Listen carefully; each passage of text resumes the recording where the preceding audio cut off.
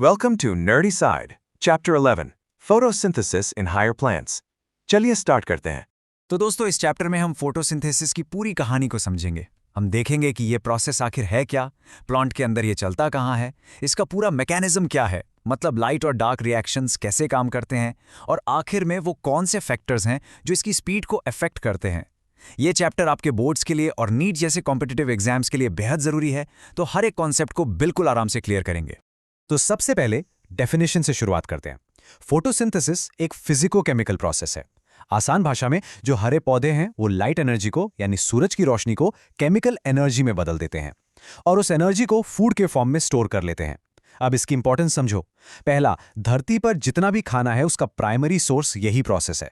हम आप जो भी खाते हैं उसकी एनर्जी इनडायरेक्टली सूरज से ही आई है। और दूसरा, हर सांस जो हम ले रहे हैं उसकी ऑक्सीजन भी इसी प्रोसेस का रिजल्ट है। सच में ये वो प्रोसेस है जो इस प्लैनेट पर लाइफ को पावर देता है। देखो, फोटोसिंथेसिस को समझना एक दिन का काम नहीं था। इसके पीछे साइंटिस्ट्स की लंबी मेहनत है। सबसे पहले प्रीस्टली ने एक हिंट दिया कि प्लांट्स गंदी हवा को साफ करते हैं। फिर जैन इंजनहाउस ने इसमें एक और चीज जोड़ी, सनलाइट। उन्होंने बताया कि ये काम सिर्फ धूप की मौजूदगी में होता है और सिर्फ पौधे के हरे हिस्सों में। फिर जूलियस वॉन सैक्स ने बताया कि प्लांट ये सब करके बनाता क्या है, ग्लूकोज, जिसको वो स्टार्च के फॉर्म में स्टोर करता है। और आखिर में वैन नील ने सबसे बड़ी गुत्थी सुलझाई। उन्होंने बताया कि जो ऑक्सीजन गैस निकलती है वो CO2 से नहीं बल्कि पानी यानी H2O के टूटने से आती है। देखा कैसे धीरे धीरे एक एक करके सारे पजल पीसेस जुड़ते गए। तो उन सभी एक्सपेरिमेंट्स के बाद हमें मिली ये बैलेंस्ड केमिकल इक्वेशन। यहां ध्यान से देखो, 6 कार्बन डाइऑक्साइड के मॉलिक्यूल्स को 12 पानी के मॉलिक्यूल्स लगते हैं। इस इक्वेशन से जो सबसे इंपॉर्टेंट सवाल बनता है और जिसे एनसीईआरटी बार बार बताता है वो ये है कि जो ऑक्सीजन रिलीज हो रही है वो वाटर से आ रही है, CO2 से नहीं। इस चीज को बाद में रेडियो आइसोटॉपिक टेक्निक्स यूज करके प्रूव भी किया गया था। ठीक है, अब हमने ये समझ लिया कि फोटोसिंथेसिस क्या है और क्यों जरूरी है। तो अगला सवाल ये आता है कि प्लांट के अंदर आखिर ये प्रोसेस होता कहाँ है। चलिए पता करते हैं। इसका जवाब है ये स्पेशल ऑर्गेनेल जिसे हम कहते हैं क्लोरोप्लास्ट। ये एक डबल मेम्ब्रेन वाला ऑर्गेनेल है जो प्लांट सेल्स के अंदर मिलता है। आप इसे फोटोसिंथेसिस की फैक्ट्री या किचन भी कह सकते हैं। ये सबसे ज्यादा पत्तों के मीजोफिल सेल्स के अंदर पाए जाते हैं और इसी वजह से लीव्स को प्लांट का प्राइमरी फोटोसिंथेटिक ऑर्गन माना जाता है। अब इस फैक्ट्री के अंदर भी अलग अलग डिपार्टमेंट्स हैं जहां अलग अलग काम होता है। ये जो आपको सिक्कों के ढेर जैसे स्ट्रक्चर्स दिख रहे हैं इनको हम ग्राना कहते हैं। यहां पर लाइट डिपेंडेंट रिएक्शंस होती हैं, मतलब यहां लाइट एनर्जी को पकड़कर दो चीजें बनाई जाती हैं, ATP और NADPH।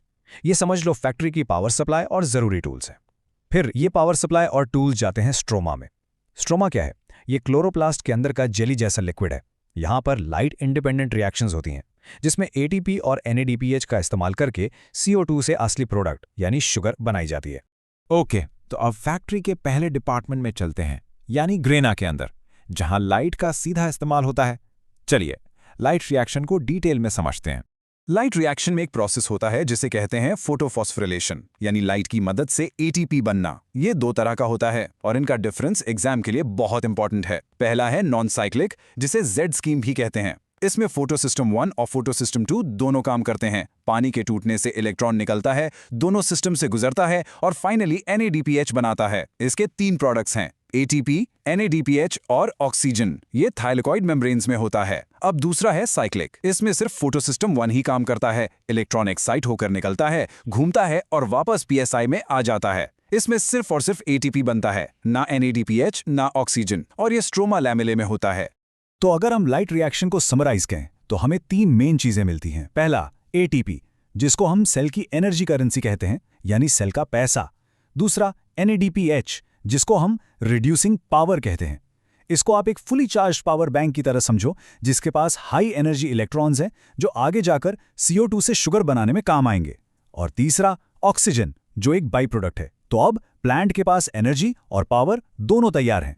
अब जब प्लांट के पास एनर्जी यानी ATP और पावर यानी NADPH दोनों तैयार हैं, तो इनका यूज करके असली खाना बनाया जाएगा। ये प्रोसेस स्ट्रोमा में होता है और इसे हम कहते हैं कैल्विन साइकिल या बायोसिंथेटिक फेज। ये जो आप स्क्रीन पर देख रहे हैं, ये केल्विन साइकिल का डायग्राम है।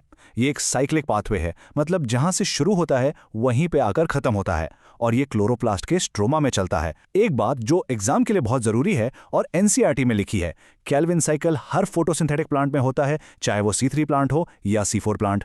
इस साइकिल के 3 मेन स्टेजेस हैं। सबसे पहला स्टेप है कार्बोक्सिलेशन। इसमें हवा से CO2 को पकड़कर फिक्स किया जाता है। CO2 रुबिस्को नाम के एक 5 कार्बन मॉलिक्यूल से जुड़ता है और इस रिएक्शन को करवाने वाला एंजाइम है रुबिस्को, जो इस धरती का सबसे अबंडेंट एंजाइम है। स्टेप 2 है रिडक्शन। इस स्टेप में लाइट रिएक्शन से बने हुए ATP और NADPH खर्च होते हैं और उस फिक्स कार्बन को कार्बोहाइड्रेट यानी शुगर में बदल दिया जाता है। स्टेप 3 है रीजेनरेशन। ये आखिरी स्टेप फैक्ट्री को रीस्टार्ट करने जैसा है। हम उस रूबीपी मॉलिक्यूल को वापस बना लेते हैं जो शुरू में यूज हुआ था, ताकि ये साइकिल बार बार चलती रहे। ये नंबर्स दोस्तों एग्जाम्स के लिए सुपर इंपॉर्टेंट है। हर एक CO2 मॉलिक्यूल को फिक्स करने के लिए केल्विन साइकिल में 3 ATP और 2 NADPH के मॉलिक्यूल्स खर्च होते हैं। तो सोचो, एक पूरा ग्लूकोज मॉलिक्यूल बनाने के लिए जिसमें 6 कार्बन होते हैं, इस साइकिल को कितनी बार चलाना पड़ेगा? बिल्कुल सही, 6 बार। तो टोटल खर्चा कितना हुआ? 6 को 3 से मल्टीप्लाई करो यानी 18 ATP, और 6 को 2 से मल्टीप्लाई करो यानी 12 NADPH। ये कैलकुलेशन डायरेक्ट एग्जाम में आती है। अब जैसा मैंने पहले कहा था, केल्विन साइकिल तो सभी प्लांट्स में चलता है, लेकिन कुछ प्लांट्स, खासकर जो गर्म और सूखे इलाकों में रहते हैं, उन्होंने CO2 फिक्स करने का एक बेहतर तरीका निकाल लिया है। चलिए अब C4 पाथवे के बारे में बात करते हैं। C4 प्लांट्स की एक बहुत खास पहचान है उनके पत्तों की एनाटॉमी, जिसे हम क्रैंज एनाटॉमी कहते हैं। क्रैंज एक जर्मन वर्ड है जिसका मतलब होता है माला या व्रीथ। आप डायग्राम में देख सकते हैं कि कैसे bundle sheath cells vascular bundle के चारों तरफ एक माला की तरह अरेंज्ड हैं। यह स्पेशल अरेंजमेंट ही C4 प्लांट्स को उनकी सुपर पावर देता है, जिससे वो फोटो रेस्पिरेशन नाम के एक वेस्टफुल प्रोसेस से बच जाते हैं। चलिए अब इस C4 पाथवे को डायग्राम से समझते हैं। देखो, CO2 पहले मेसोफिल सेल में आती है। वहां एक 3 कार्बन का मॉलिक्यूल, जिसे हम पेप कहते हैं, उसे पकड़ लेता है और OAA नाम का एक 4 कार्बन एसिड बनाता है। इसलिए इसको C4 पाथवे कहते हैं। फिर ये 4 कार्बन एसिड ट्रांसफर होकर पास के बंडल शीट सेल में जाता है और वहां जाकर CO2 को रिलीज कर देता है। अब ये CO2 बंडल शीट सेल के अंदर केल्विन साइकिल में चली जाती है। तो C4 पाथवे का पूरा मकसद ही ये है कि रुबिस्को तक भरपूर मात्रा में CO2 पहुंचाया जाए, ताकि उसे ऑक्सीजन से मिलने का मौका ही ना मिले। ये एक बहुत ही स्मार्ट CO2 डिलीवरी सिस्टम है। तो ये फोटो रेस्पिरेशन आखिर है क्या, जिससे C4 प्लांट्स इतना बचना चाहते हैं? समझो, रुबिस्को एक एंजाइम है जो थोड़ा सा कंफ्यूज्ड है। उसका असली काम तो CO2 को पकड़ना है, लेकिन अगर उसे CO2 के बजाय O2 ज्यादा दिख जाए तो वो गलती से उसे भी पकड़ लेता है। और जब ज्यादा गर्मी और रोशनी में एक गलती होती है तो प्लांट की एनर्जी बेकार चली जाती है, क्योंकि इस प्रोसेस में ना तो शुगर बनती है ना ATP। उल्टा ATP खर्च हो जाता है। C4 प्लांट्स इसलिए बच जाते हैं क्योंकि वो बंडल शीट सेल्स में CO2 को पंप करके वहां CO2 का कॉन्सेंट्रेशन इतना बढ़ा देते हैं कि रुबिस्को को गलती करने का मौका ही नहीं मिलता। ये टेबल C3 और C4 प्लांट्स के बीच के सारे इंपॉर्टेंट डिफरेंसेस को समराइज करती है। रिवीजन के लिए ये एक परफेक्ट स्लाइड है, इसका चाहे तो स्क्रीनशॉट ले लो। देखो, प्राइमरी CO2 एक्सेप्टर अलग है, पहला प्रोडक्ट अलग है, एनाटॉमी अलग है, और इसीलिए फोटो रेस्पिरेशन का लेवल भी अलग है। इस सारे डिफरेंसेस ही C4 प्लांट्स को ज़्यादा टेम्परेचर में बेहतर बनाते हैं। चलिए अब चैप्टर के फाइनल पार्ट में आते हैं। यहाँ हम जल्दी से उन फैक्टर्स को देखेंगे जो फोटोसिंथेसिस के रेट को कंट्रोल करते हैं, और फिर एक इंपॉर्टेंट एग्जाम क्वेश्चन की प्रैक्टिस करेंगे। फोटोसिंथेसिस का रेट बहुत सारे फैक्टर्स पर डिपेंड करता है, जैसे लाइट, CO2, टेम्परेचर। यहाँ एक बहुत इंपॉर्टेंट लॉ काम करता है, ब्लैकमन्स लॉ ऑफ लिमिटिंग फैक्टर्स। ये लॉ कहता है कि किसी भी प्रोसेस की स्पीड उस फैक्टर पर डिपेंड करती है जो सबसे कम मात्रा में अवेलेबल है। सिंपल सा मतलब है, चाहे आपके पास कितनी भी लाइट और CO2 हो, अगर टेम्परेचर बहुत कम है तो प्रोसेस धीमा ही रहेगा। उस वक्त टेम्परेचर लिमिटिंग फैक्टर बन जाता है। चलिए अब एक बहुत ही कॉमन सवाल सॉल्व करते हैं जो एग्जाम्स में बार बार पूछा जाता है।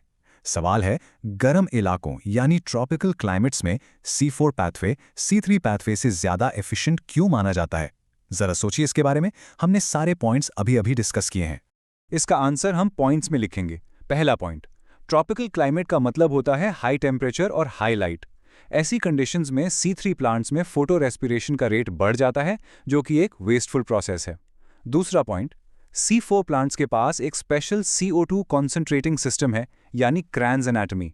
वो रुबिस्को एंजाइम के पास CO2 का कॉन्सेंट्रेशन इतना बढ़ा देते हैं कि वो ऑक्सीजन से बाइंड ही नहीं कर पाता। इस वजह से वो फोटो रेस्पिरेशन को अवॉइड कर पाते हैं और इसलिए इन टफ कंडीशंस में C3 प्लांट से ज़्यादा प्रोडक्टिव होते हैं। तो इस लेक्चर में हमने फोटोसिंथेसिस के सारे important concepts, diagrams, C3 C4 pathways और जो भी इंपॉर्टेंट NCERT पॉइंट्स थे उन सबको रिवाइज कर लिया है। इन नोट्स को अच्छे से रिव्यू जरूर करना। जाते जाते आपके लिए एक छोटा सा सवाल छोड़ के जा रहा हूं। हम सब जानते हैं कि क्लाइमेट चेंज की वजह से हवा में CO2 का लेवल लगातार बढ़ रहा है। आपको क्या लगता है, अगर फ्यूचर में CO2 का लेवल बहुत ज़्यादा हो गया तो क्या C3 प्लांट्स को C4 प्लांट्स के ऊपर एक एडवांटेज मिल सकता है? सोचिए इसके बारे में। क्या C4 प्लांट्स का सुपर पावर हमेशा काम करेगा या बदलती दुनिया में C3 प्लांट्स कमबैक कर सकते हैं? इंटरेस्टिंग सवाल है ना? इसके बारे में सोचना।